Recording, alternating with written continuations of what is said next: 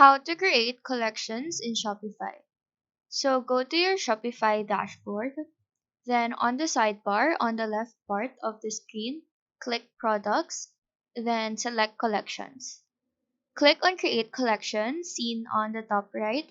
After that, just put a title along with a description and a photo.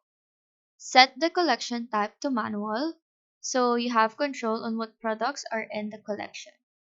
Next, just click Save on the top right, then add products into the collection. You can do this by going to the products on the sidebar and select all the products that you want to put in the collection. After that, click on the three dots icon to access its drop-down menu. Then click Add to Collections and just select the collection you want them inserted to and click Save. After that, in your dashboard sidebar, click Online Store, then go to Themes. On the Themes selection, click Customize. Now on the editor page, click Add Section on the page or on the sidebar on the left part, then choose Collection List. Click on a box in the collection list, then on the right side, click Select Collection. Then choose the collection you want to add and hit Save on the bottom right.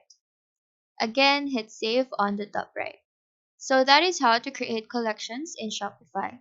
Do let us know if this video helped you out, and if you have any questions, feel free to drop them down below.